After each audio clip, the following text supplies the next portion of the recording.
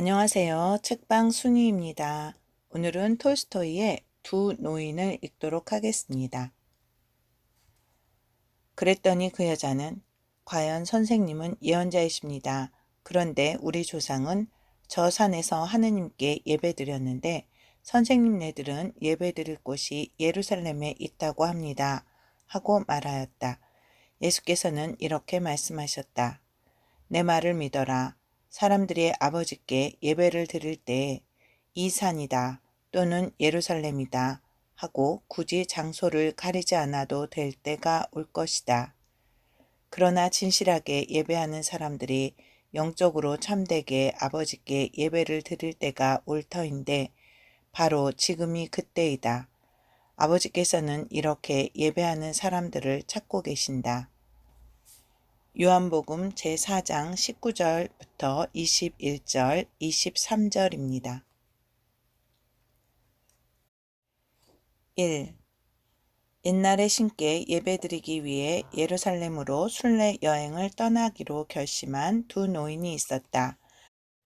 한 노인은 에핌 타라시치 셰베레프라는 이름의 유복한 농부였고 다른 노인은 엘리사 보드로프로 그렇게 유복하지는 않았다. 에핌은 진중한 사람으로 진지하고 단호했다.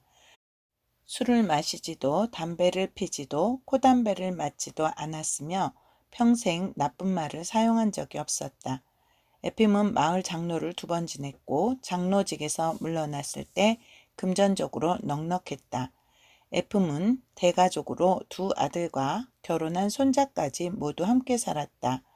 정정하고 긴 수염에 허리가 꼿꼿했으며 나이 60이 지나서야 희끗한 수염이 조금 보이기 시작했다. 엘리사는 부유하지도 가난하지도 않았다. 전에는 목수 일을 하며 집을 떠나 있었지만 이제 나이가 들어 집에서 벌을 쳤다. 아들 하나는 일자리를 찾아 멀리 떠났고 다른 아들은 함께 살고 있었다. 엘리사는 인정 많고 명랑한 노인이었다. 때로는 술을 마시고 담배도 피우며 노래하기를 좋아했지만 싸움이나 다툼을 싫어했고 가족, 이웃들과 화목하게 지냈다. 엘리사는 작은 키에 피부가 검고 고불거리는 수염에 그의 수호성인인 엘리사처럼 사실상 대머리였다. 두 노인은 훨씬 전에 맹세를 하고 예루살렘으로 순례의 길을 떠날 준비를 했다. 하지만 에핌은 결코 그 시간을 낼 수가 없었다. 당장 해야 할 일이 언제나 너무 많았고 한 가지 일이 끝나면 곧바로 다른 일을 시작했다. 우선 에핌은 손자의 결혼식을 준비해야 했으며 그 다음에는 막내 아들이 군대에서 돌아오는 걸 기다려야 했고 그런 뒤에는 새 오두막집을 짓기 시작했다. 어느 휴일 두 노인은 오두막집 밖에서 만났고 나무 위에 걸터앉아 이야기를 나누기 시작했다. 자넨 언제 우리의 맹세를 이행할 텐가? 엘리사가 묻자 에핌이 얼굴을 찡그렸다. 좀 더 기다려야 하네. 올해는 내게 힘든 해였어. 이 오두막집을 짓는데 100루블이 조금 넘게 들 거라고 생각했지만 벌써 300루블이 들어갔고 게다가 일이 아직 끝나지 않았지. 내년 여름까지 기다려야 해. 여름이 되고 신의 뜻이 그러하다면 우린 꼭 떠나게 될 걸세. 난 그 일을 미루지 말고 당장 떠나야 한다고 생각해. 봄이 최적기야. 물론 봄이 가장 좋지만 이 집은 어떡하나. 이렇게 놔두고 내가 어떻게 떠날 수 있어? 자네가 아니면 그 일을 할 수 있는 사람이 아무도 없는 것처럼 말하는군. 자네 아들이 있지 않은가? 내 큰아들은 믿음직스럽지가 못해. 이따금 술을 지나치게 마시거든. 이보게, 우리가 죽으면 자식들은 우리 없이 살아야 하네. 이제 자네 아들에게 경험을 쌓게 할 때야. 자네 말이 맞네만. 여하간 누구나 어떤 일을 시작하면 그 일을 끝내고 싶어 하지. 우린 우리가 해야 할 모든 일을 결코 다 끝낼 수가 없다네. 지난번에 부활절을 맞아 집안 여자들이 빨래를 하고 대청소를 했었지. 여기에 이 일도 해야 하고 저기에 저 일도 해야 하고 결국 모든 일을 끝낼 수가 없었어. 그때 현명한 내 큰며느리가 이렇게 말하더군. 축일이 우릴 기다리지 않고 찾아오는 걸 감사해야 할지도 모르겠어요. 아무리 열심히 일을 해도 절대 모든 걸 준비하지는 못할 테니까요. 에핌은 생각에 잠겼다. 난 이 집을 짓는데 많은 돈을 썼어. 빈손으로 순례를 떠날 수는 없네. 우린 각자 100루블이 필요하고 그건 적은 돈이 아니야. 엘리사가 유쾌하게 웃었다. 이복의 친구, 자넨 나보다 10배는 더 많이 갖고 있어. 그런데 지금 돈 걱정을 하는 건가? 우리가 언제 출발할 건지만 말하게. 비록 지금은 가진 게 없다 해도 그때까지 마련할 수 있을 거야. 에핌 역시 미소를 지었다. 자네가 그렇게 부자인 줄 몰랐군. 그 돈을 어떻게 마련할 텐가? 일단 집에 있는 돈을 끌어모으고 그걸로 부족하면 벌통을 10개를 이웃에게 팔 거야. 그 사람은 오래전부터 내 벌통을 사고 싶어 했거든. 그러다 올해 양봉이 잘 되면 자넨 후회하게 될 거야. 후회? 이 사람아, 난 아니네. 나는 지금까지 내 죄 말고는 아무것도 어떤 것도 후회해 본 적이 없어. 영혼보다 더 소중한 건 아무것도 없으니까. 그렇다고 해도 집안일을 돌보지 않는 건 옳지 않아.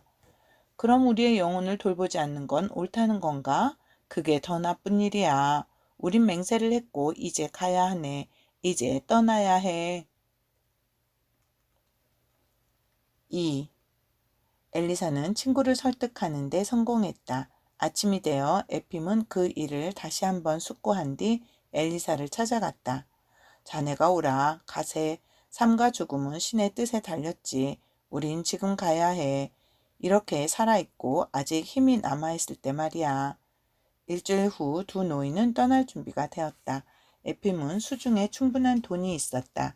100루블은 자신이 갖고 200루블은 아내에게 맡겼다. 엘리사 역시 준비가 끝났다. 여름이 오기 전에 새 분봉을 할지도 모를 벌통 10개를 이웃에게 팔고 70루블을 받았다. 나머지 30루블은 다른 가족들이 가지고 있던 것을 모두 끌어모아서 마련했다. 엘리사의 아내는 자신의 장례식 비용으로 모아두었던 돈을 전부 내주었고 며느리 역시 갖고 있던 돈을 내놓았다. 에핌은 큰아들에게 모든 일에 대해 명확한 지시를 내렸다. 풀은 언제 그리고 얼마만큼 베어야 하는지, 거름을 짐수레에 실어 어디로 날라야 하는지, 어떻게 일을 끝마치고 오두막집에 지붕을 어떻게 달아야 하는지 등을 일러주었다. 에핌은 모든 것을 생각해냈고 그에 맞게 지시를 내렸다.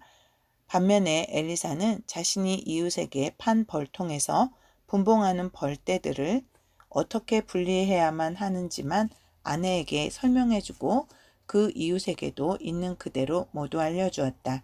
집안일에 관해서는 언급조차 하지 않았다. 무엇을 해야 하고 어떻게 해야 하는지는 필요에 의해서 알게 될 거야. 너희가 주인이고 따라서 너희를 위해 가장 좋은 것을 어떻게 해야 하는지 알게 될 게다. 엘리사가 말했다. 그렇게 두 노인은 모든 채비를 마쳤다. 가족들은 그들을 위해 빵을 굽고 가방을 만들고 다리띠로 사용할 아마포를 잘라주었다. 그들은 새 가죽 신발을 신은 뒤 목피 신발을 여분으로 챙겨 넣었다. 가족들이 동구밖까지 배웅을 나와 작별 인사를 했고 두 노인은 그들의 순례 여행을 시작했다. 엘리사는 즐거운 기분으로 집을 나섰고 마을을 벗어나자마자 모든 집안일을 잊었다. 그의 유일한 관심사는 어떻게 친구를 기쁘게 할까? 어떻게 해야 누구에게도 무례한 말을 하지 않게 될까? 어떻게 평화와 사랑 속에서 목적지까지 갔다가 집으로 다시 돌아갈까 하는 것이었다. 길을 따라 걷는 동안 엘리사는 자기 자신에게 기도의 말을 속삭이거나 기억할 수 있는 성인들의 삶 같은 것을 되새겼다. 길에서 어떤 사람과 마주치거나 하룻밤을 묵기 위해 어떤 곳에 들르게 되면 할 수 있는 한 정답게 행동하고 신심이 깊은 말을 건넸다. 그렇게 엘리사는 기쁨에 차서 여행을 계속했다. 하지만 끊을 수 없는 한 가지 일이 있었으니 바로 코담배였다. 코담배 값을 집에 두고 왔지만 엘리사는 코담배 생각이 간절했다. 그때 길에서 만난 한 남자가 코담배를 조금 주었고 엘리사는 이따금씩 뒤떨어져서 친구를 유혹에 빠뜨리지 않게 하기 위해 코담배를 한 줌 맞곤 했다. 에핌 또한 침착하게 굳세게 걸어갔다. 어떤 잘못된 일도 하지 않고 어떤 무익한 말도 하지 않았지만 마음은 그렇게 가볍지가 못했다. 집안 걱정이 그의 마음을 내리누르고 있었다. 에핌은 집에서 무슨 일이 일어나고 있는지 계속 걱정했다. 미처 아들에게 지시하지 못한 일은 없을까? 아들이 일을 제대로 할 것인가? 감자씨를 뿌리거나 짐수레로 거름을 나르는 모습을 우연히 보게 되면 에핌은 아들이 자신이 일러준 대로 하고 있는지 궁금해했다. 그리고 되돌아가서 아들에게 일하는 방법을 가르쳐 주거나 심지어 자신이 직접 하기를 원했다. 3. 두 노인은 달포 이상을 걸었고 집에서 만든 목피 신발이 다 헤어져 새 것을 구입해야 할 때쯤 소러시아에 닿았다. 집을 떠난 이후 그들은 음식을 먹고 하룻밤을 묵기 위해 돈을 지불해야 했지만 소러시아에 도착하자 사람들이 앞다투어 그들을 집으로 초대했다. 소러시아 사람들은 그들에게 잠자리를 제공하고 먹을 것을 주었지만 돈은 받으려 하지 않았고 가는 길에 먹으라며 빵이나 다른 음식들을 싸주기까지 했다.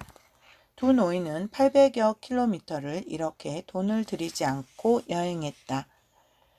그러나 다음 지방을 넘고 난 후 흉작이 든 지역에 이르게 되었다. 농부들은 여전히 무료로 하룻밤을 재워주었지만 음식은 그냥 내주지 않았다.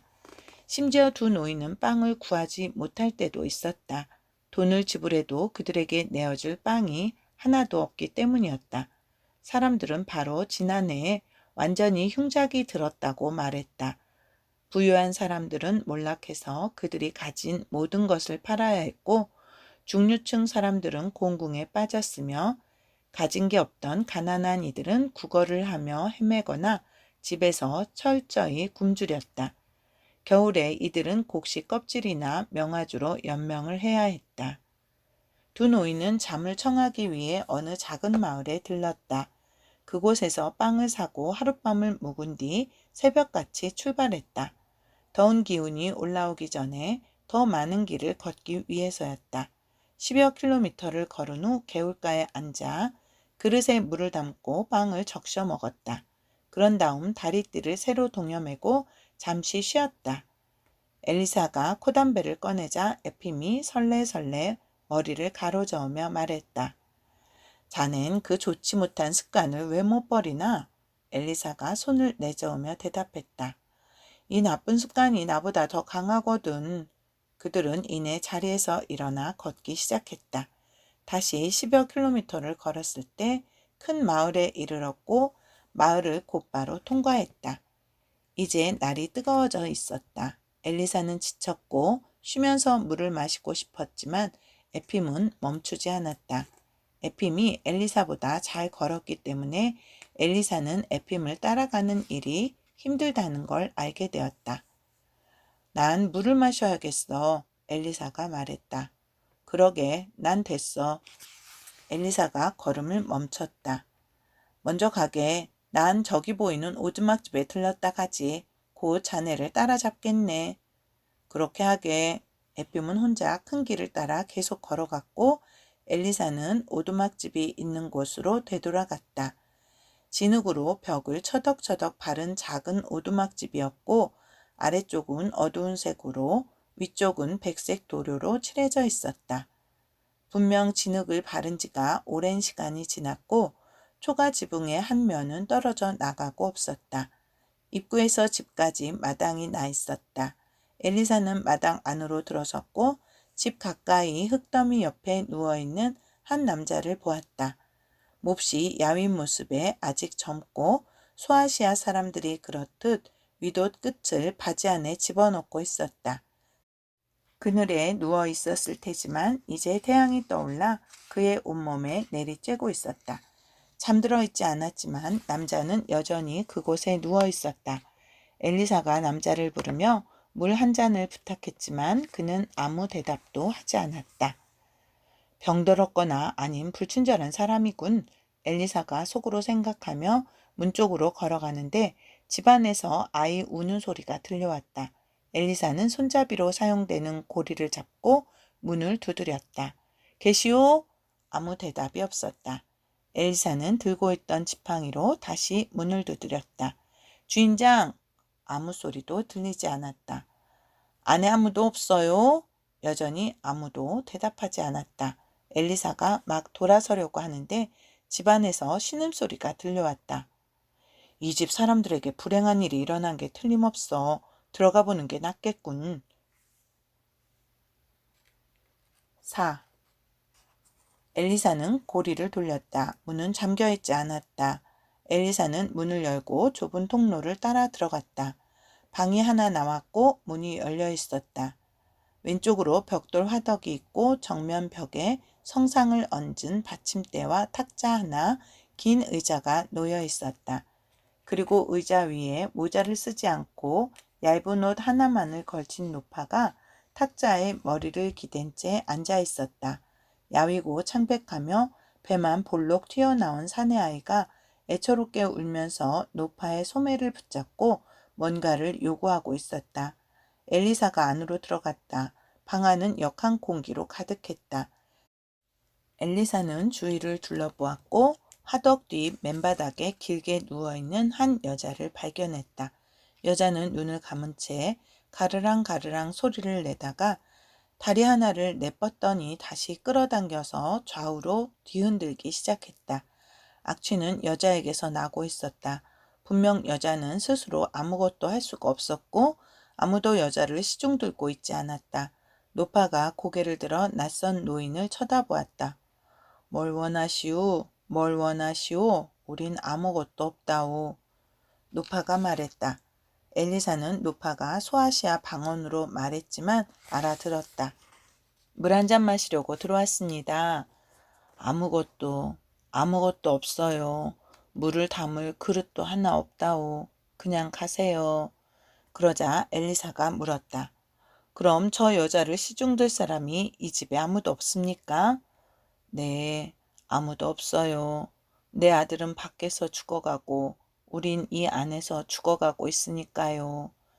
작은 사내아이는 낯선 노인을 보고 울음을 멈췄지만 노파가 말하기 시작하자 다시 노파의 소매를 꽉 붙잡고 울기 시작했다.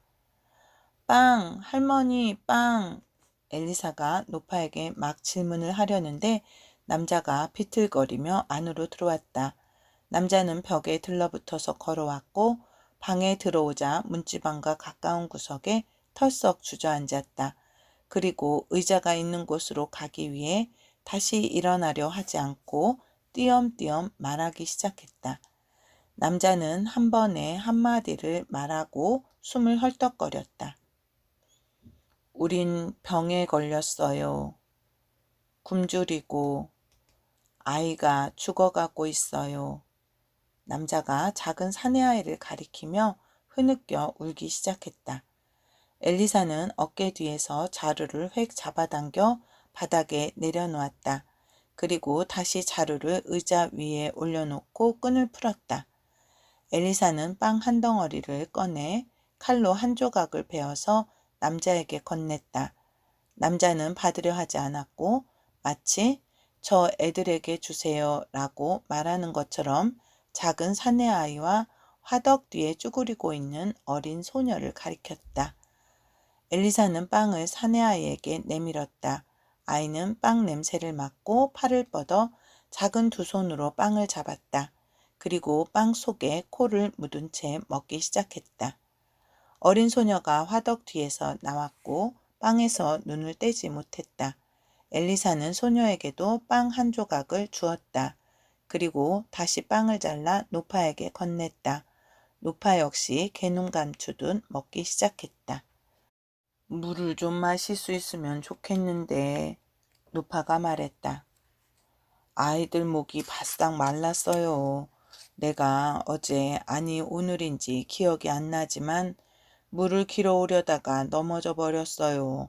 누가 훔쳐가지 않았다면 들통이 저 바깥에 그대로 있을 거예요. 엘리사는 우물이 어디에 있는지 물었다. 노파가 가르쳐 주었고 엘리사는 밖으로 나가 들통을 찾아서 물을 떠왔다. 그리고 사람들에게 마시게 했다. 아이들과 노파는 물과 함께 빵을 더 먹었지만 남자는 먹으려 하지 않았다. 전 먹을 수가 없어요. 남자가 말했다. 화덕 뒤에 누워있는 여자는 여전히 의식이 없었지만 계속해서 다리를 뒤흔들었다. 엘리사는 곧바로 마을 가게에 가서 기장과 소금, 밀가루, 기름을 사왔다. 그리고 도끼를 찾아 나무를 자르고 불을 피웠다. 어린 소녀가 와서 엘리사를 도왔다. 그런 다음 엘리사는 수프를 끓여서 굶주린 사람들에게 식사를 차려주었다. 5. 남자는 조금 먹었고 노파 역시 요기만 채웠으며 어린 소녀와 사내 아이는 그릇을 깨끗이 핥고 난 뒤 기분 좋게 웅크리고서 곧 서로의 팔을 베개 삼아 잠이 들었다. 남자와 노파는 엘리사에게 어떻게 그러한 지경에 처하게 되었는지 이야기하기 시작했다. 그 전에도 매우 가난했지만 흉작이 들자 우리가 수확한 것으로는 가을도 채 나기가 힘들었어요. 겨울이 되자 아무것도 남지 않았고 우린 이웃과 우리가 아는 모든 사람들을 찾아가 구걸을 해야 했지요. 처음에는 먹을 것을 주었지만 곧 거절하기 시작했어요. 어떤 이들은 우릴 도와주고 싶어도 우리에게 줄 게 아무것도 없었어요. 달라고 하기도 부끄러웠어요. 돈과 밀가루, 빵 등 사방에 다 빚을 졌지요. 저는 일거리를 찾아 나섰지만 전혀 찾을 수가 없었어요. 남자가 말했다. 모두 날품팔이일 뿐이었지요. 하루를 일하면 또 다른 일거리를 찾기 위해 이틀을 보내야 했어요. 늙으신 어머니와 어린 딸이 구걸을 하기 위해 더 멀리 갔지만 얻어오는 건 아주 적었어요. 그래도 어떻게든 함께 먹을 것을 모았고 이듬해 추수 때까지 버틸 수 있기를 바랐지요. 그런데 봄이 다가오면서 사람들이 일체 아무것도 내주지 않았어요. 그리고 이렇게 병이 우리를 덮쳤습니다. 생활은 나날이 악화됐어요. 어쩌다 먹을 것을 구하는 날이 있으면 그 다음 이틀은 완전히 굶었어요. 그러다 풀을 뜯어먹기 시작했지요. 그게 풀이었는지 뭔지는 몰라도 아내가 그때 병을 얻었습니다. 아내는 일어설 수가 없고 전 아무 힘도 남지 않았고 우리가 나을 수 있는 방법은 아무것도 없어요. 한동안 혼자서 아등바등 애썼지만 결국 먹지를 못해서 건강을 해치고 모든 기력을 잃었어요. 노파가 말했다. 손녀 역시 약하고 소심해졌어요. 이웃들을 찾아가 보라고 말했지만 집을 떠나려 하지 않고 구석으로 기어들어가 쪼그린 채 앉아있지요. 그저께 한 이웃 여자가 와서 우리가 병들고 굶주린 걸 발견했지만 돌아서서 가버렸어요. 남편이 멀리 떠나버린 데다 자신의 어린 자식들에게 먹을 것조차 없으니까요. 그래서 우린 이렇게 누워서 죽음을 기다리고 있어요. 이야기를 다 들은 엘리사는 그날 친구를 따라잡겠다는 생각을 포기하고 그들의 집에서 하룻밤을 보냈다. 아침이 되자 엘리사는 마치 자신의 집인 것처럼 일을 하기 시작했다. 노파의 도움을 받아 밀가루를 반죽해서 빵을 만들고 불을 피웠다. 그리고 어린 소녀와 함께 이웃을 찾아가 가장 필요한 것들을 얻었다. 빵을 얻기 위해 부엌 세간과 옷 등 모든 것을 팔아버렸기 때문에 오두막집 안에는 아무것도 남아있지 않았다. 엘리사는 어떤 것은 손수 만들고 어떤 것들은 돈을 주고 사다가 장만해 놓기 시작했다. 그렇게 하루를 보내고 또 하루를 보내고 사흘째가 되었다. 작은 사내 아이는 힘을 되찾았고 엘리사가 앉아있을 때마다 살그머니 의자 옆으로 다가와 다정하게 몸을 기댔다. 어린 소녀는 얼굴이 밝아졌고 엘리사를 졸졸 따라다니며 모든 일을 도왔다. 노파는 점차 기운을 되찾고 밖으로 나가 이웃을 만났다. 남자 역시 나아졌으며 벽에 의지해서 움직일 수 있게 되었다. 남자의 아내만이 일어나지 못했지만 사흘째 되는 날 의식을 되찾고 음식을 찾았다. 이렇게 많은 시간을 도중에 쓰게 되리라고는 전혀 생각하지 못했어.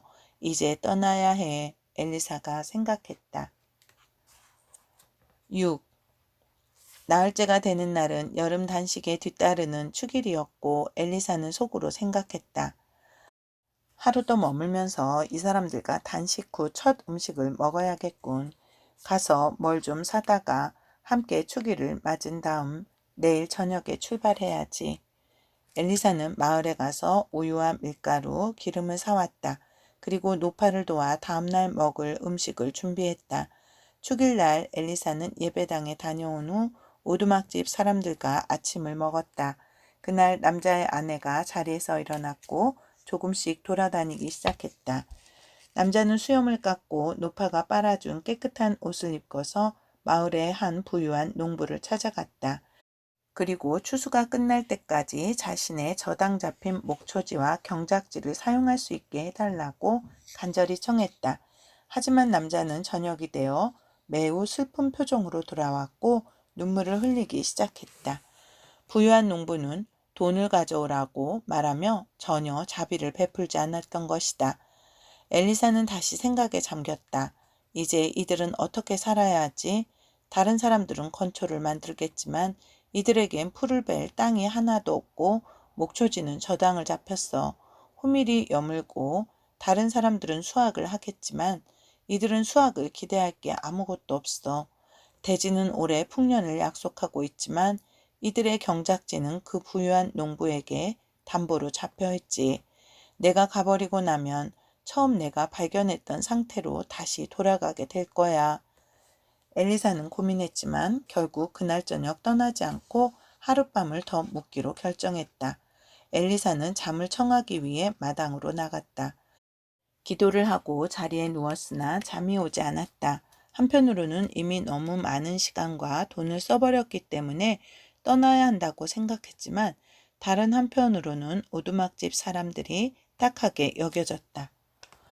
전혀 끝이 없을 것 같아. 처음엔 단지 물을 떠주고 빵 한 조각씩을 줄 생각이었어. 하지만 지금 내가 어떻게 됐지? 문제는 목초지와 경작지를 되찾는 데 있지만 그것들을 되찾아준 뒤에는 이들을 위해 암소를 사주고 남자가 수레로 곡식을 나를 수 있도록 말을 사주어야 해. 아, 엘리사. 스스로 혼란을 자초한 거야. 내 본분을 잊고 판단을 잘못한 거야. 엘리사는 자리에서 일어나 베개로 사용했던 자신의 웃옷을 펼쳐서 코담배를 꺼냈다. 그리고 코담배가 자신의 생각을 정리해 줄지도 모른다고 생각하며 한 줌 들이마셨다. 허나 그렇지가 못했다. 엘리사는 생각하고 또 생각했지만 결론을 얻을 수가 없었다.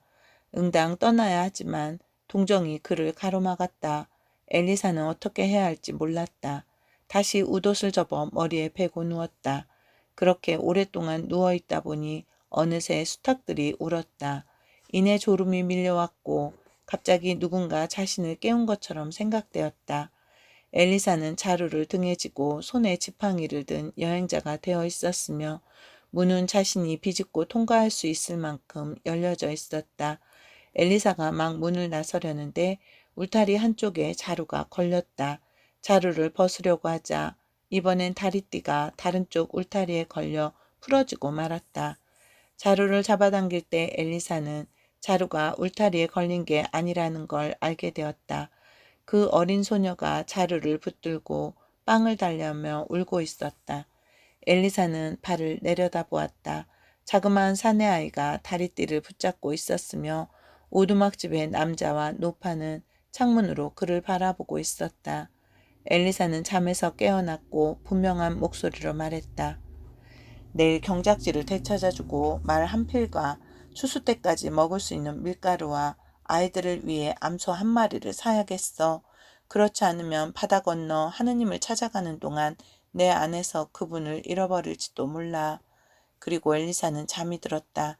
아침 일찍 눈을 뜬 엘리사는 그 부유한 농부를 찾아가 경작지와 목초지를 모두 되찾았다. 그리고 큰 낫을 하나 사서 돌아왔다.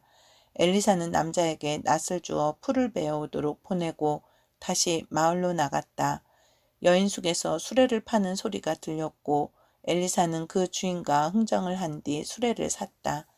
그런 다음 밀가루 한 부대를 사서 수레에 싣고 암소를 보기 위해 나섰다.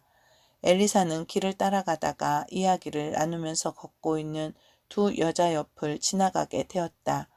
여자들은 소러시아 방언으로 말했지만 엘리사는 그들이 하는 말을 알아들었다. 처음엔 어떤 사람인지 몰랐대요. 그저 지나가는 사람이라고 생각한 거죠. 그런데 그 노인이 물 한 잔을 청하기 위해 들어갔고 계속 그 집에 머문 거예요. 노인이 그들을 위해 사준 것들을 생각해 보세요. 오늘 아침엔 여인숙에서 그들에게 줄 수레를 샀다고 하더라고요. 세상에 그런 사람은 많지 않아요. 가서 그 사람 얼굴만이라도 좀 봐야겠어요.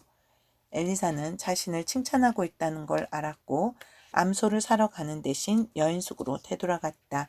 그곳에서 수레를 끄는 말 한 피를 사서 마구를 채운 후 오두막집으로 몰고 왔다. 오두막집 사람들은 말을 보고 깜짝 놀랐다. 그 말이 어쩌면 자신들을 위한 것인지도 모른다고 생각했지만 감히 물을 수가 없었다. 남자가 밖으로 나가 문을 열었다. 말을 어디에서 사오신 거예요? 내가 샀다네. 싼 값에 나왔지. 가서 풀을 가져다가 여물통에 넣게. 말이 밤사이에 먹을 수 있도록 말이야. 수레에 있는 밀가루 부대도 들여놓게. 남자는 말에서 마구를 끄르고 밀가루 부대를 헛간으로 옮겼다. 그리고 풀을 가져다가 여물통에 넣었다. 오두막집의 모든 사람들이 누워서 잠을 청했다. 그날 저녁 엘리사는 자신의 가방을 들고 밖으로 나왔다. 모두가 잠들자 자리에서 일어나 가방을 챙겨서 묶고 다리에 아마포 띠를 둘렀다.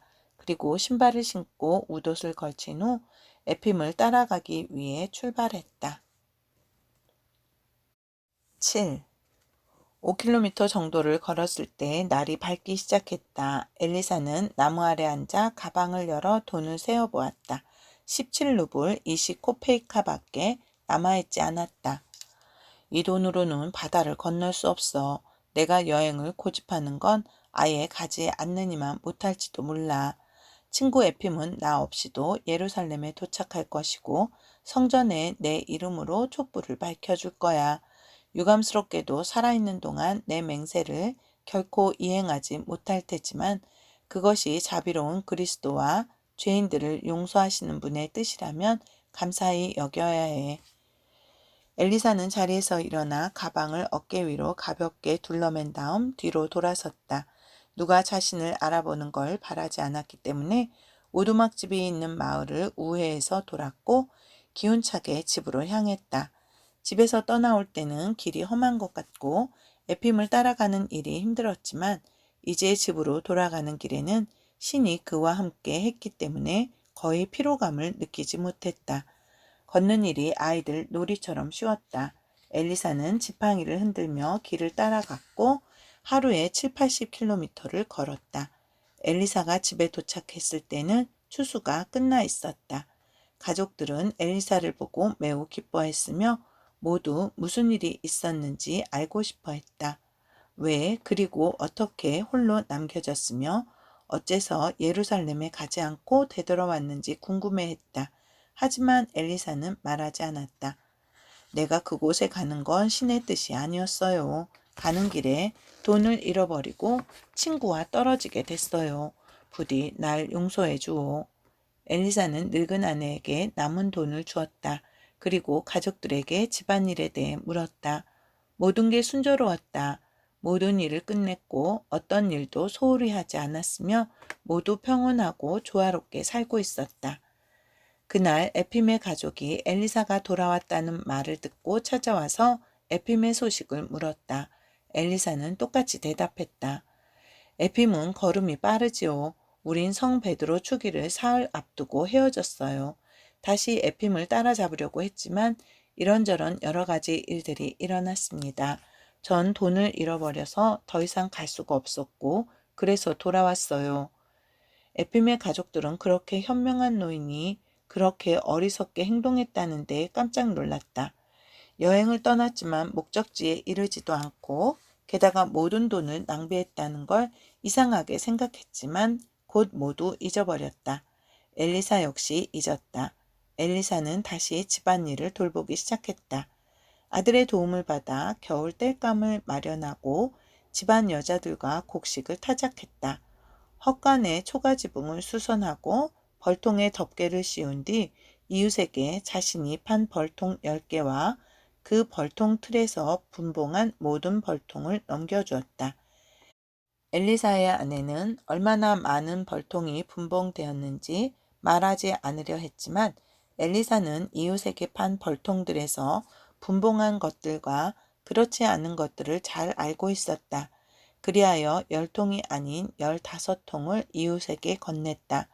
겨울을 나기 위한 모든 준비가 끝나자 엘리사는 일자리를 찾도록 아들을 떠나보내고 그 자신은 벌통으로 사용할 통나무의 속을 비우면서 목필 신발을 만들기 시작했다.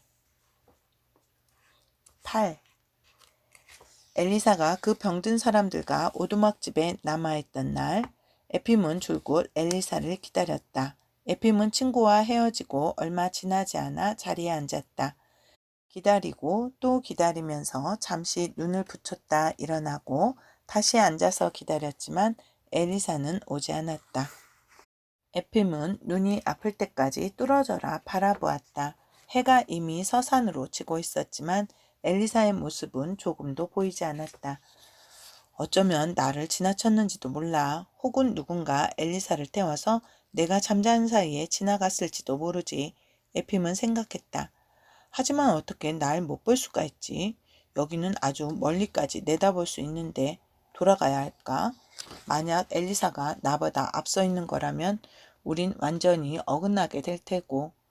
그럼 더 좋지 않아. 그냥 가는 편이 낫겠어. 오늘 밤 우리가 묵게 되는 곳에서 분명 만나게 될 거야. 에핌은 마을에 이르렀고 파수꾼에게 이러이러한 노인이 지나가거든 자신이 묵는 집으로 데려와 달라고 부탁했다. 그러나 엘리사는 그날 밤 나타나지 않았다. 에핌은 여행을 계속하면서 만나는 모든 사람에게 키가 작고 대머리인 노인을 보았는지 물었다. 아무도 그런 여행자를 본 적이 없었다. 에핌은 이상하게 여겼지만 틀림없이 오데나, 흑해에 면한 우크라이나 남부의 항구 도시입니다. 오데나나 배 위에서 만나게 될 거야 라고 말하며 계속 나아갔다. 그리고 더 이상 걱정하지 않았다. 에핌은 긴 머리에 성직자처럼 챙이 없고 동글납작한 모자를 쓴 한 순례자를 우연히 만나게 되었다. 그는 아토스 산을 갔다 왔고 예루살렘을 2번째 방문하는 길이었다.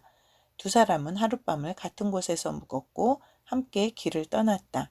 그들은 무사히 오데사에 도착했고 그곳에서 배를 타기 위해 3일을 기다려야 했다. 여러 곳에서 모여든 많은 순례자들도 마찬가지였다.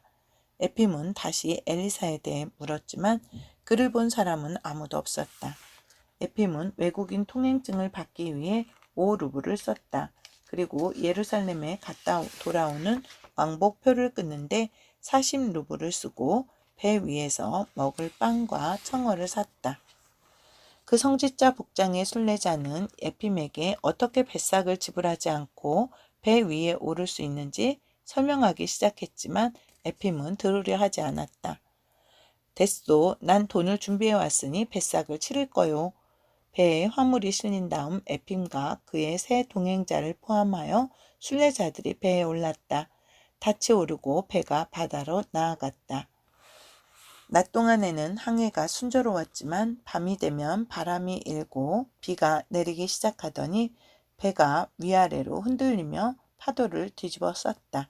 사람들은 겁을 집어먹었고 여자들은 울면서 비명을 질렀다. 보다 나약한 남자들은 피난처를 찾아 이리저리 뛰어다녔다. 에핌 역시 두려웠지만 겉으로 나타내려 하지 않았고 배에 처음 올라왔을 때 자리 잡은 뱃마루에 그대로 머물렀다. 그의 옆에는 템보트에서 온 몇몇 노인들이 있었다. 그들은 그곳에 말없이 앉아서 각자 자신의 짐을 붙잡고 하룻밤과 그 이튿날을 보냈다. 배가 출항한 지 사흘째 날 바다가 잠잠해졌고 닷새가 되는 날 콘스타티노플에 닻을 내렸다. 어떤 순례자들은 이제 터키인들의 소유가 된 성 소피아 대성당을 방문하기 위해 무태에 올랐다. 에핌은 배 위에 남아있었고 흰 빵을 조금 샀다. 배는 하루 동안 콘스탄티노플에 정박한 뒤 다시 출항했다. 스미르나, 아즈미르의 옛 이름으로 에게해에 면한 터키 서부의 항구 도시를 말합니다.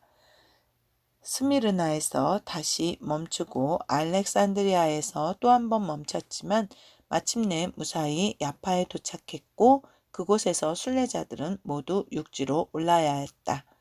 야파에서 예루살렘까지는 65km 정도 떨어져 있었다. 육지에 오를 때 사람들은 다시 한번 겁을 집어먹었다.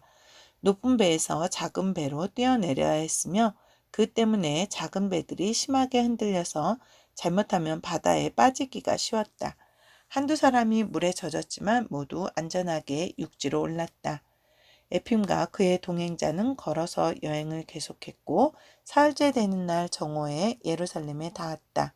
그들은 예루살렘 바깥쪽에 위치한 러시아 여인숙에 짐을 풀었고 그곳에서 통행증을 확인받았다. 에핌은 저녁을 먹은 뒤 동행 순례자와 함께 성지를 방문했다. 그리스도의 성묘에 들어갈 수 있도록 허가되는 시간이 아니었기 때문에 총대주교 관구로 갔다. 모든 순례자들이 그곳에 모여 있었다. 여자들은 남자들과 분리돼 있었으며 남자들은 모두 맨발로 둥글게 원을 그리며 앉도록 지시받았다. 수사 한 사람이 순례자들의 발을 씻겨주기 위해 수건을 들고 도착했다. 수사는 둥글게 앉아있는 모든 순례자들의 발을 씻어주고 물기를 닦아낸 다음 다시 입을 맞추었다. 에핌의 발도 씻기고 입맞춤을 받았다. 에핌은 저녁 기도와 아침 기도 내내 서 있었고 기도를 했으며 성전에 초를 갖다 놓고 부모의 이름을 새긴 책자를 올렸다. 성전 기도식 때 이름이 언급될지도 모르기 때문이었다. 총대주교 관구에서는 순례자들에게 음식과 포도주를 나누어 주었다. 다음날 아침에는 이집트의 성모가 숙제를 하며 살았던 독실을 방문했다. 이곳에서도 초를 갖다 놓고 기도문을 읽었다. 그리고 아브라함의 수도원을 찾아가 아브라함이 신께 자신의 아들을 제물로 바치려고 했던 장소를 보았다. 그런 다음 그리스도가 막달라 마리아에게 나타났던 장소와 그리스도의 형제인 야고보의 성당을 방문했다. 에핌의 동행 순례자가 이 모든 곳들을 안내했고 에핌에게 각 장소에서 돈을 얼마나 헌금해야 하는지 일러주었다. 오후가 되어 그들은 여인숙으로 돌아와 식사를 했다. 그리고 누워서 쉴 준비를 하고 있을 때 에핌의 동행 순례자가 소리를 지르며 그의 옷가지들을 뒤지기 시작했다. 누가 내 지갑을 훔쳐갔어요. 23루블이 있었는데 10루블짜리 지폐 2장 그리고 잔돈이 들어있었는데. 순례자는 한숨을 내쉬며 크게 탄식했지만 어찌할 방법이 없었기 때문에 누워서 잠을 청했다. 9. 에핌이 자리에 누웠을 때 유혹이 엄습해왔다. 아무도 이 사람의 돈을 훔치지 않았어. 난 이 사람에게 돈이 있었다는 말을 믿지 않아. 어디를 가든 내게 헌금하도록 만들면서도 정작 자신은 한 번도 헌금한 적이 없어. 심지어 나한테 1루블을 빌렸지. 이런 생각이 머리를 스치기가 무섭게 에핌은 스스로를 꾸짖었다. 무슨 권리로 내가 다른 사람을 판단하는 거지? 그건 죄야. 더 이상 그 일에 대해 생각하지 말아야지. 그러나 생각들이 산만해지기 시작하면서 다시 그 동행 순례자에게 모아졌다. 그는 돈에 관심이 아주 많은 것처럼 보였고 지갑을 도둑맞았다고 말했을 때 그 말은 전혀 사실 같지가 않았다. 이 사람은 돈이 한 푼도 없었어. 그건 꾸며낸 이야기야. 저녁 무렵에 그들은 자리에서 일어났고 자정 미사에 참례하기 위해 그리스도의 성묘가 있는 부활의 성당으로 향했다. 에핌의 동행 순례자는 에핌 옆에 꼭 붙어서 어디든 함께 갔다. 부활의 성당에 이르자 수많은 순례자들이 모여 있었다. 러시아인 순례자들도 있었고 그리스와 아르메니아, 터키, 시리아 등 다른 나라에서 온 순례자들도 있었다. 에핌은 수많은 사람들과 함께 신성한 문으로 들어갔다. 수도사가 그들을 이끌고 터키 보초병들을 지나 예수 그리스도를 십자가에서 내리고 상처에 기름을 바른 곳으로 갔다. 그곳에는 9개의 커다란 촛대가 초가 타고 있었다. 수도사가 모든 것을 보여주고 설명해 주었다. 에핌은 그곳에 초 하나를 바쳤다. 그런 다음 수도사는 오른쪽으로 계단을 올라 십자가가 서 있던 골고다로 안내했다. 에핌은 그곳에서 기도를 올렸다. 그러고 나서 땅이 가장 깊게 갈라졌던 자리와 그리스도의 손과 발이 십자가에 못 박혔던 곳, 그리스도의 피가 아담의 뼈 위로 떨어진 아담의 무덤, 가시 면류관을 머리에 씌울 때 그리스도가 앉아있던 돌, 그리스도를 묶고 채찍질을 했던 기둥, 그리스도의 발이 얹어진 2개의 구멍이 있는 돌을 보여주었다.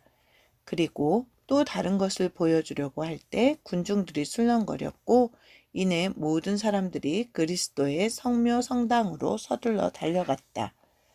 라틴어 미사가 막 끝나고 러시아어 미사가 시작되고 있었다. 에핌 역시 사람들 속에 섞여서 그곳으로 갔다. 에핌은 여전히 마음속으로 그 동행 순례자에 대해 죄를 지으며 그를 떼어내려고 했지만 그 순례자는 에핌 옆을 떠나려 하지 않았고 에핌과 함께 그리스도의 성묘에서 거행되는 미사에 참여했다. 그들은 앞쪽으로 가려 했지만 너무 늦어버렸다. 사람들이 빽빽이 들어차서 뒤로도 앞으로도 움직일 수가 없었다. 에핌은 앞을 바라보고 서서 기도를 했으며 이따금 자신의 지갑이 제자리에 있는지 확인했다. 에핌의 마음은 흔들리고 있었다. 그 동행 순례자가 자신을 속이고 있다고 생각하다가도 반대로 만일 그가 지갑을 잃어버린 게 사실이라면 자신에게도 똑같은 일이 일어날지도 모른다고 생각했다. 10. 에핌은 그리스도의 성묘가 안치된 작은 예배당을 황홀히 쳐다보며 서 있었다. 그리스도의 성묘 위에는 36개의 등불이 타고 있었다. 사람들의 머리 너머로 그렇게 쳐다보며 서 있을 때 에핌은 뭔가를 보고 깜짝 놀랐다. 모든 사람들의 앞이자 신성한 불이 타고 있는 등불 바로 아래 꼭 엘리사 보드로프처럼 회색 상의에 머리가 빛나는 노인이 있었다. 엘리사처럼 보이지만 그럴 리가 없어. 나보다 앞서 예루살렘에 도착할 수는 없었을 테니까. 우리가 타기 전에 배는 일주일 전에 출항했어. 그 배를 탔을 리도 없고 또 우리 배를 타지도 않았지. 내가 배에 탄 모든 순례자들을 봤으니까. 에핌이 이런 생각들을 하자마자 그 작은 노인이 기도를 하기 시작했다. 그리고 신을 향해 앞으로 한 번, 순례자들을 향해 양옆으로 한 번씩 모두 3번 절을 했다. 노인이 오른쪽으로 고개를 돌렸을 때 에핌은 그를 알아보았다. 검은 피부에 양볼로 고불거리며 희끗희끗하게 난 수염, 눈썹과 눈과 코하며 얼굴 표정까지 영락없는 엘리사 보드로프였다. 에핌은 다시 친구를 만나게 되어 대단히 기뻤고 엘리사가 어떻게 자신보다 앞서서 도착했는지 궁금했다. 잘했군 엘리사. 저렇게 앞까지 나가 있다니. 분명 누군가 방법을 가르쳐 줬을 거야. 미사가 끝나면 엘리사를 찾고 이 성직자 모자를 쓴 순례자를 떼어버려야지.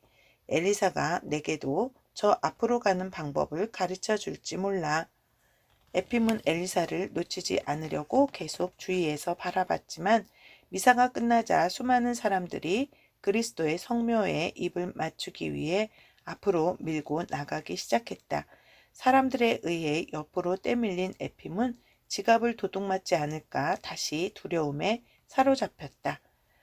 그리고 오직 사람들 속에서 벗어나길 바라며 손으로 지갑을 꽉 누르고 팔꿈치로 사람들을 밀어제치기 시작했다. 사람들 속을 빠져나온 뒤 에핌은 성당 안과 밖을 모두 헤매며 오랫동안 엘리사를 찾았다. 성당 곳곳에서 각양각색의 많은 사람들이 음식을 먹거나 포도주를 마시고 책을 읽거나 잠을 자고 있었다. 그러나 어디에도 엘리사의 모습은 보이지 않았다.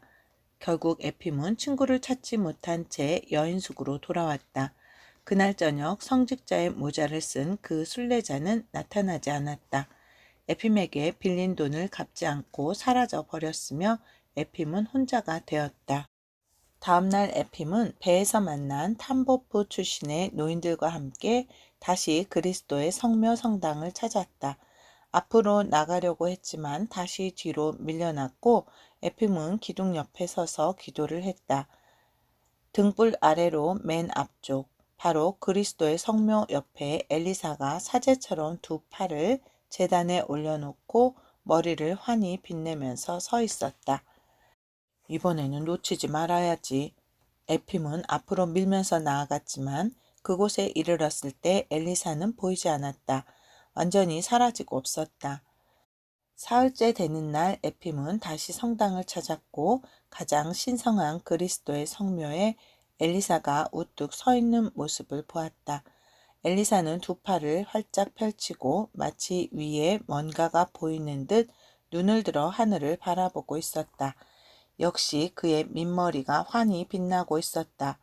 오늘은 절대 놓치지 않아. 가서 문 옆에 지키고 서 있어야지. 그럼 서로 볼 수 있어. 에핌은 사람들 속을 빠져나와 한낮이 지날 때까지 문 옆에 서 있었다. 모든 사람들이 지나갔지만 엘리사는 나타나지 않았다. 에핌은 6주 동안 예루살렘에 머물면서 베들레헴과 베다니, 요단강 등 모든 것을 방문했다. 그리스도의 성묘에서 새 수의를 봉했고 요르단강에 물과 신성한 흙을 담았으며 성스러운 불꽃으로 태워진 초들을 샀다.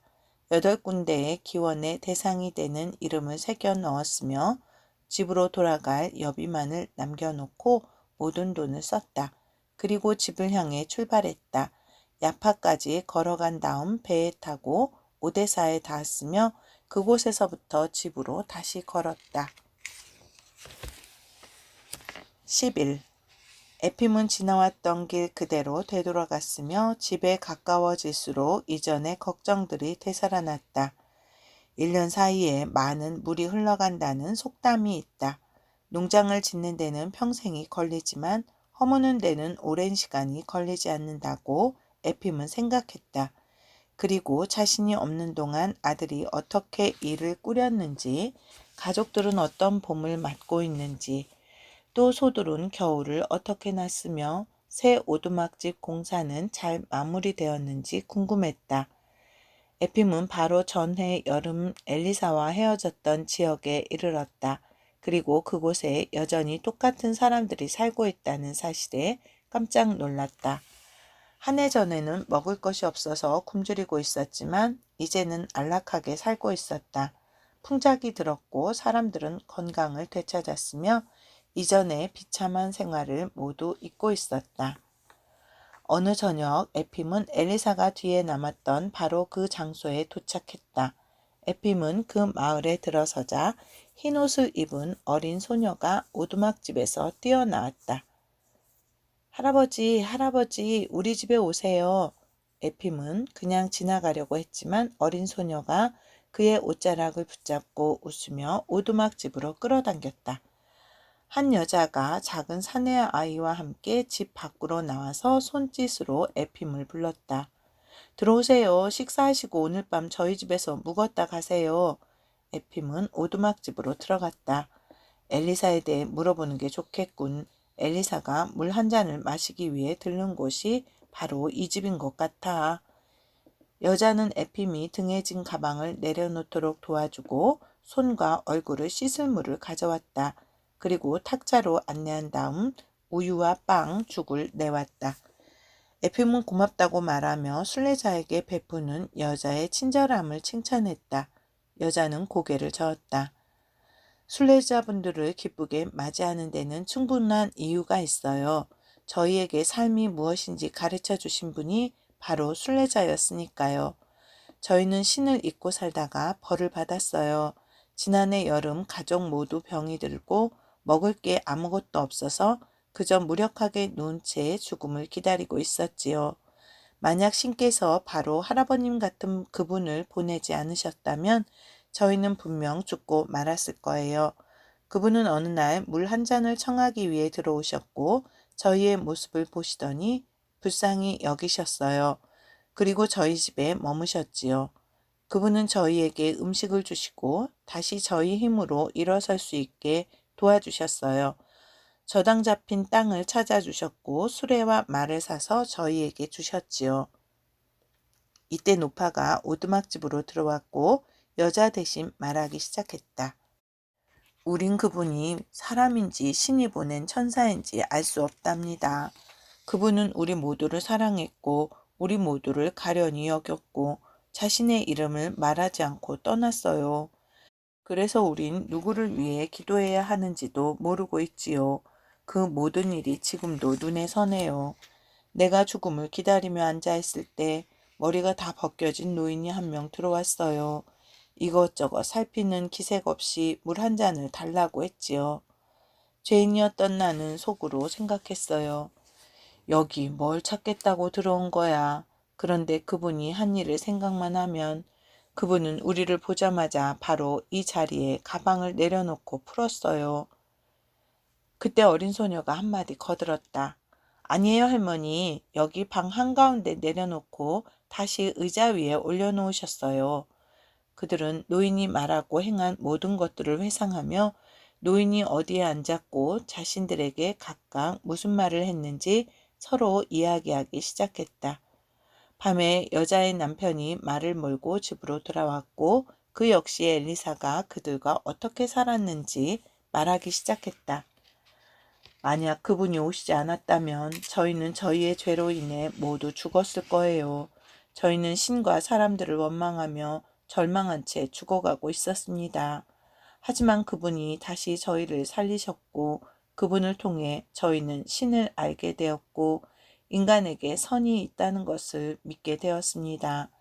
그분에게 신의 축복이 있기를 저희는 동물처럼 살았었고 그분이 저희를 사람으로 만드셨어요. 오두막집 사람들은 에핌에게 음식을 대접한 뒤 잠자리를 펴주고 그들도 누워서 잠을 청했다. 하지만 에핌은 잠들지 못했다. 엘리사에 대해 생각하지 않을 수 없었으며 예루살렘에서 엘리사를 3번 보았을 때 가장 앞자리에 서 있던 모습을 떠올렸다. 그래서 나보다 앞서 도착한 거야. 신께서 내 순례 여행을 받아주셨는지는 알 수 없지만 엘리사의 순례 여행은 받아주셨던 거야. 다음날 아침 에핌은 오두막집 사람들에게 작별 인사를 했으며 오두막집 사람들은 일을 나서기 전 에핌의 가방에 먹을 것을 넣어주었다. 에핌은 여행을 계속했다. 12. 에핌은 딱 1년 동안 집을 떠나 있었고 어느 저녁 집에 도착했을 때는 다시 봄이었다. 에핌의 아들은 집이 아닌 주점에 가 있었으며 거나하게 취해서 집에 돌아왔다. 에핌은 아들에게 이것저것 묻기 시작했다. 모든 게 아버지가 없는 동안 아들이 착실하지 않았음을 보여주고 있었다. 돈은 모두 허튼 데 쓰였고 일은 뒷전으로 밀려나 있었다. 에핌이 아들을 질책하기 시작하자 아들이 버릇없이 대답했다. 떠나지 말고 아버지가 직접 하지 그러셨어요. 돈을 가지고 떠나셨으면서 이제 저한테 그 돈을 내놓으라고 하시는 거잖아요. 에핌은 화가 나서 아들을 때렸다. 아침에 에핌은 마을 장로를 찾아가 아들의 행동에 대해 하소연을 늘어놓았다. 그리고 엘리사의 집을 지나가고 있을 때 엘리사의 아내가 현관에서 반갑게 인사를 건넸다. 안녕하세요. 어떻게 지내셨어요? 예루살렘에는 잘 다녀오셨나요? 에핌은 걸음을 멈췄다. 네, 잘 다녀왔습니다. 엘리사와 헤어지긴 했지만 무사히 집에 돌아왔다고 들었어요. 엘리사의 아내는 말하는 것을 좋아했다. 네, 돌아온 지 오래됐어요. 성모승천 축일이 지나고 바로 돌아왔던 것 같아요. 하느님께서 우리에게 남편을 다시 보내주셔서 정말 기뻤답니다. 남편이 없어서 활기를 잃고 있었거든요. 일할 나이가 지났기 때문에 더 이상 남편에게 많은 일을 기대할 순 없지만 남편은 여전히 집안의 가장이고 남편이 있어야 집에 활기가 넘쳐요. 우리 아들도 얼마나 기뻐했는지 몰라요. 아버지가 안 계시는 건 햇빛이 없는 것과 같다고 말했거든요. 우린 남편을 좋아하고 또 남편을 잘 보살피고 있어요. 지금 집에 있습니까? 그럼요. 꿀벌들을 벌집에 모으고 있지요. 올해는 양봉이 잘 된 것 같다고 말해요. 다 은혜로운 하느님 덕분이죠. 남편은 하느님께서 우리의 죄만큼 우리를 벌하지 않으신다고 말해요. 자, 어서 들어오세요. 남편이 무척 반가워할 거예요. 에핌은 엘리사를 만나기 위해 통로를 지나 양봉장에 있는 뜰 안으로 들어갔다. 엘리사는 회색 상의에 얼굴에 망사를 쓰지도 장갑을 끼지도 않은 채 자작나무 아래 서 있었다. 에핌이 예루살렘의 성묘 성당에서 보았을 때처럼 두 팔을 활짝 펼치고 민머리를 빛내며 위를 올려다보고 있었다. 성소를 밝히는 불꽃처럼 자작나무 사이로 햇살이 내비쳤으며 금빛 벌들이 마치 후광처럼 엘리사의 머리 주위를 날아다녔다. 벌들은 엘리사를 쏘지 않았다. 에핌은 그 자리에 멈췄고 엘리사의 아내가 남편을 향해 외쳤다. 여보, 친구분이 오셨어요. 엘리사는 기쁨이 가득한 얼굴로 뒤를 돌아보았고 자신의 수염에서 벌들을 부드럽게 쓸어내리며 에핌을 바라보았다. 반갑네 친구, 반가워. 그래 잘 다녀왔나? 내 발이 그곳에 닿았지. 자네에게 주려고 요단강에서 물을 담아왔어. 우리 집에 와서 가져가게나. 그렇지만 하느님께서 그 노력을 받아주셨는지. 하느님께 감사드리게 그리스도께서 자네를 축복하시길. 엘리사가 말했다. 에핌이 잠시 침묵하고 나서 다시 말했다. 내 발이 그곳에 닿기는 했네만 내 영혼 같은 게 보다 진실하게 닿았는지. 여보게, 그건 신의 일이야. 신이 하시는 일이지. 엘리사가 에핌의 말을 막았다. 집으로 돌아오는 길에 자네가 머물렀던 그 오두막집에 들렀는데 엘리사가 화들짝 놀라며 서둘러 말했다. 여보게, 그건 신의 일이야. 신이 하시는 일이지. 어서 안으로 들어가세. 자네에게 꿀을 좀 떠주지. 엘리사는 화제를 바꿔 집안 일에 대해 이야기했다. 에핌은 한숨을 내쉰 뒤 오두막집 사람들에 대해서도 예루살렘에서 엘리사를 어떻게 보았는지에 대해서도 말하지 않았다. 그러나 이제 에핌은 신에 대한 맹세를 지키고 신의 뜻을 이행하는 가장 좋은 방법이 각자 살아가는 동안 다른 이들에게 사랑을 베풀고 선을 행하는 것임을 이해하게 되었다. 1885년 쓰여진 글입니다.